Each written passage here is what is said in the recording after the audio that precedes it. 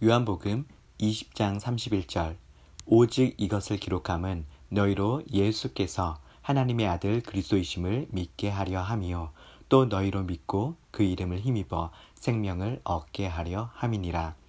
생명을 얻으려면 영생을 얻으려면 예수 그리스도를 믿어야 하는데 예수 그리스도를 믿게 하기 위해서 요한복음을 기록했다라고 하는 것입니다. 예수 그리스도를 믿으면 영생을 얻습니다.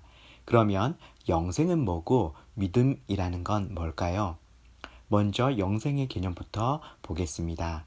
하나님께서 태초에 온 세상을 창조하셨습니다. 창세기 1장을 보면 하나님께서 온 세상을 창조하실 때 세상 가운데 임재하셨습니다. 그리고 말씀하셨습니다. 이 세상을 어떻게 창조하겠다고 하는 하나님의 뜻을 말씀하셨더니 그대로 다 이루어졌습니다.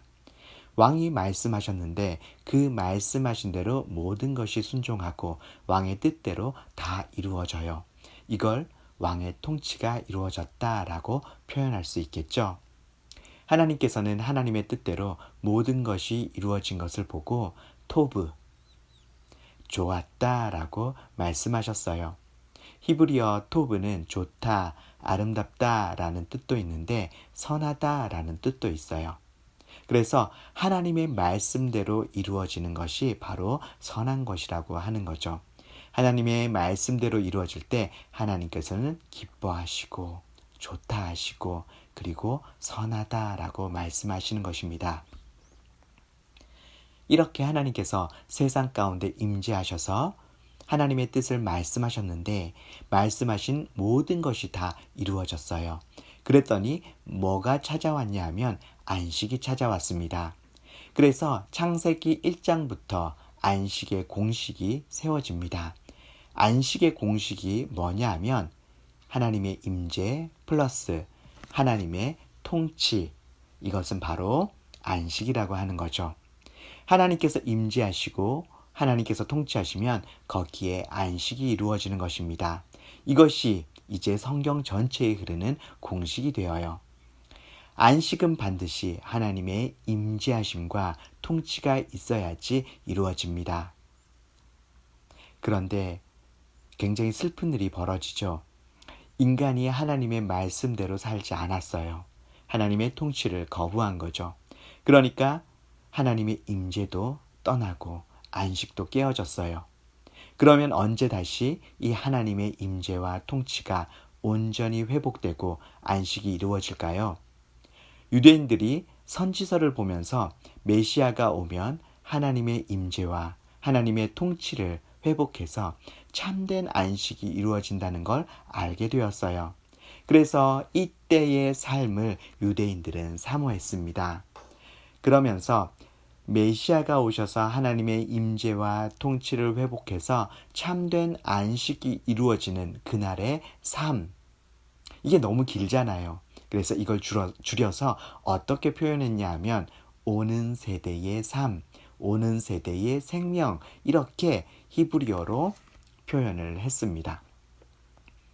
이것을 다시 헬라어로 세대들의 생명이라고 번역을 했고요. 그리고 이 세대들의 생명이라고 하는 헬라어를 영어권에서는 The Eternal Life, Everlasting Life로 번역을 했습니다. 그리고 이 단어를 중국이나 우리나라와 같은 한자 문화권에서는 영생이라고 번역을 한 것이죠. 그러니까 영생은 단순히 죽지 않고 영원히 산다고 하는 개념이 아닙니다. 영생은 예수 그리스도로 인해서 하나님의 임재 속에서 하나님의 다스리심을 받으면서 그 안에서 하나님이 주시는 안식을 누리는 삶을 말합니다. 예수님을 믿는 그 순간부터 그리고 그 이후에 천국에서 영원한 안식을 누리는 그 삶까지 포함되어 있는 것이죠. 그러니까 영생은 안식과 같은 개념이고요. 안식이 이루어지기 위해서는 반드시 하나님의 임재와 통치가 있어야 합니다. 그러면 우리가 하나님의 안식, 영생 안으로 들어가서 그 안식을 누리는 삶, 그 영생을 누리는 삶을 살기 위해서는 어떻게 해야 될까요? 그러기 위해서는 하나님의 임재와 통치가 필요한데요. 하나님의 임재는 사실 이건 우리의 영역이 아니에요. 하나님께서 임재해 주셔야 되는 거거든요. 그러면 하나님의 통치는요. 이것도 하나님께서 다스려 주셔야지만 가능한 겁니다.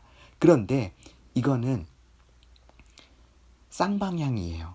하나님께서 다스려 주시는 것이지만 우리가 그 다스림을 받아들여야 이루어지는 거예요.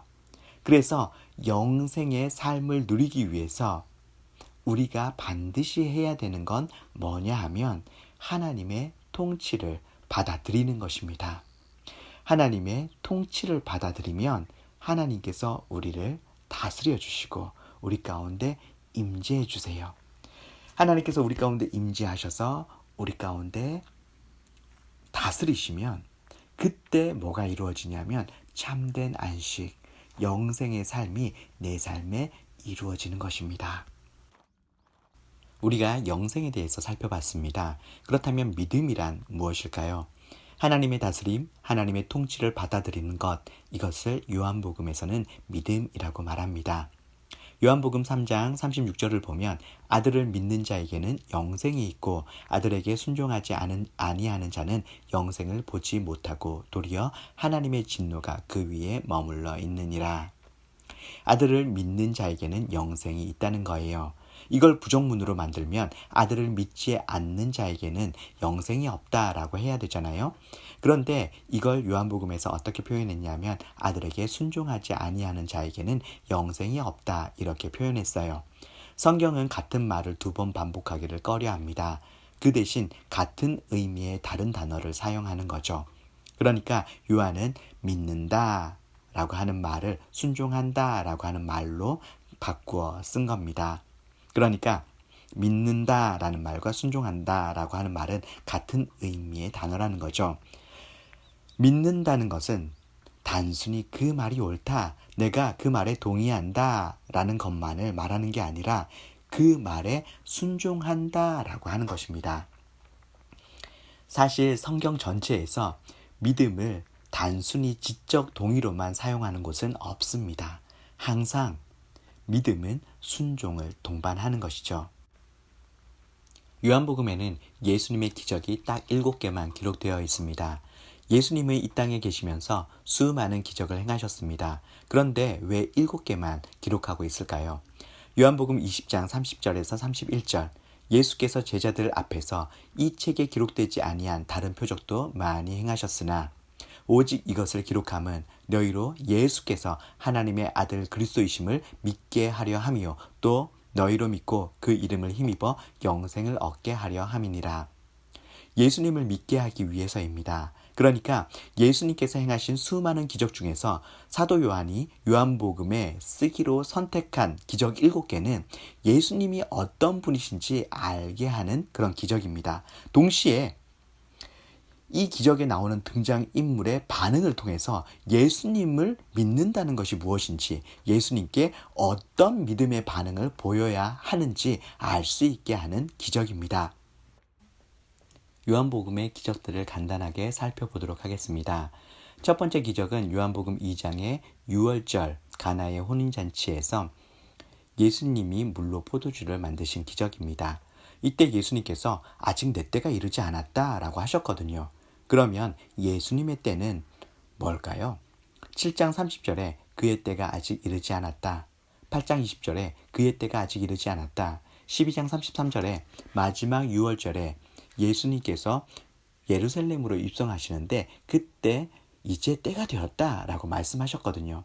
그리고 최후의 만찬 때 17장 1절에서 예수님께서 이렇게 말씀하시죠. 아버지의 때가 이르렀습니다. 그러니까 요한복음에서 계속 말씀하시는 이때는 예수님께서 십자가에 죽으시는 때라고 하는 것입니다. 그러면 예수님께서 6월절에 물로 포도주를 만들기 전에 예수님은 뭘 생각하신 것이죠? 십자가의 죽으심을 생각하신 것입니다. 자신의 죽음을 통해서 모든 사람이 죄로부터 정결케 되는 것을 생각하셨던 것이죠. 그리고 예수님께서 물로 포도주를 만드실 때 사용했던 그 물이 있잖아요. 이 물이 어떤 물이냐 하면 부정을 정결케 하는 정결례에 쓰이는 물입니다. 유대인들은 외출하고 돌아오면 밖에서 내가 뭐와 접촉했을지 모르잖아요. 그래서 내가 밖에 나갔다가 들어오면 내가 밖에서 부정한 것과 접촉했을 거라고 가정하에 집에 들어오면 무조건 정결례를 행했습니다. 예수님이 포도주로 만드신 이 물이 바로 그 정결례를 행할 때 사용하는 그런 물이었거든요. 그런데 이 부정을 정결케 하는 물을 예수님께서는 예수님의 십자가의 보혈을 상징하는 포도주로 바꾸신 거죠. 예수님이 마지막 유월절에 최후의 만찬을 하시면서 포도주를 따르실 때 이것은 내 피다라고 하셨잖아요. 자, 첫 번째 기적에서 예수님은 우리의 모든 죄를 씻어 깨끗게 하는 분이심을 나타내신 것입니다. 그러면 우리는 우리의 죄를 씻어 깨끗하게 하시고 구원하시는 예수님께 어떻게 반응해야 할까요? 순종하는 것입니다. 예수님께서 물을 연회장에게 가지고 가라 했더니 물을 가지고 가는 중에 포도주로 바뀌었습니다. 포도주로 바꾼 다음에 가지고 가라 하시지 않고 순종해서 가는 중에 변했습니다. 어떤 변화가 실제로 내 눈앞에 일어나지 않는다 할지라도 예수님이 말씀하신 것이라면 믿고 순종해야 한다고 하는 것입니다.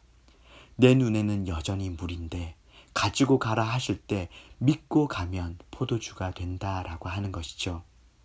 주님이 나를 피로 정결케 했다, 거룩해 했다라고 하시면 내가 보기에는 내가 여전히 더럽고 내가 여전히 추하지만 주님의 말씀 믿고 하나님 앞에 나아가는 것입니다.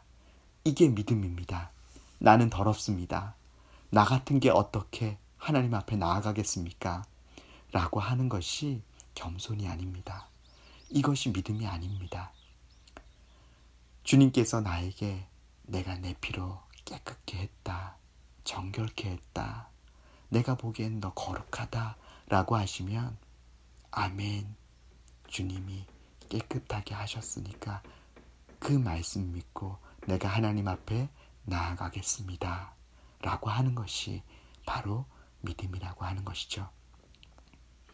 내 눈에는 어떤 변화가 보이지 않는다 할지라도 예수님이 말씀하셨으면 믿고 가는 것입니다. 그리고 이게 요한복음에 나오는 기적의 공통점입니다. 변화가 눈에 보이지 않아도 예수님의 말씀에 순종해서 갈 때 기적을 경험하게 되는 것이죠. 4장에 왕의 신하의 아들이 고침받는 이야기가 나옵니다. 이때도 보면 예수님께서 왕의 신하에게 아들이 살았다, 집으로 돌아가라 라고 해서 갔더니 아들이 살았습니다. 5장에 38년 된 병자, 한 번도 일어나 보지 못한 사람에게 일어나 가라 라고 예수님께서 말씀하셨어요. 그래서 그 예수님의 말씀을 듣고 일어나 보려고 했던 거죠. 일어나 보니까 일어나는 중에 고침을 받았다라고 하는 거예요. 6장에 오병이어의 기적이 나오죠. 예수님께서는 제자들에게 물고기 2마리, 떡 5개를 5,000명에게 나누어 주라고 말씀하셨습니다. 물고기를 2만 마리, 떡을 5만 개 이렇게 만들어 놓으시고 나눠주라고 하신 것이 아니라 그냥 물고기 2마리, 떡 5개를 나눠주라고 했습니다. 그래서 제자들이 예수님의 말씀에 순종해서 나누어 줄 때 그때 기적이 일어난 거죠. 나누어 주면 또 생기고 나누어 주면 또 생기고 계속 이렇게 제자들의 손에서 변화가 일어났던 것입니다. 변화가 눈에 보이지 않지만 순종할 때 기적은 일어나는 것이죠. 요한복음 9장에는 예수님께서 맹인을 치유하신 사건이 나옵니다. 예수님께서는 침을 땅에 뱉어서 진흙을 이겨서 맹인의 눈에 바르셨습니다.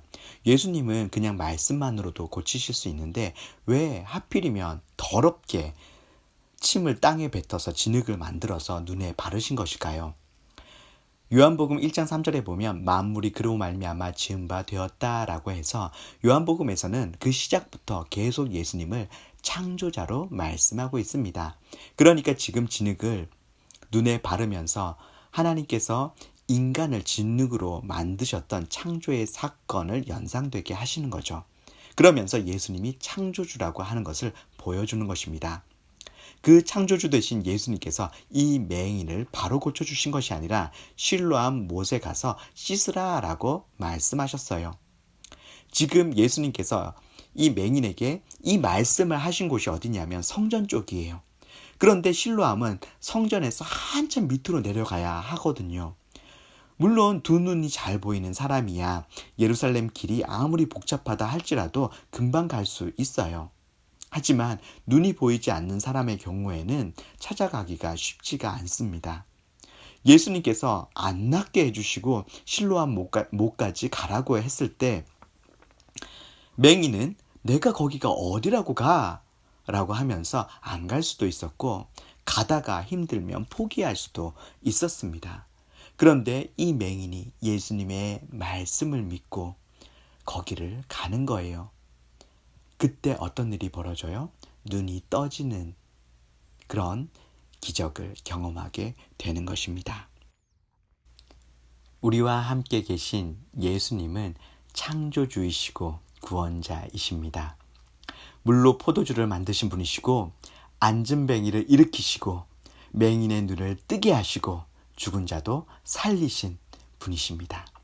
지금 그 예수님이 그 모든 능력과 모든 권세를 가지고 나와 함께 계십니다. 여러분과 함께 계세요. 우리는 언제 그분의 능력과 그분의 권세와 그분의 영광을 경험하게 됩니까? 우리가 믿을 때입니다.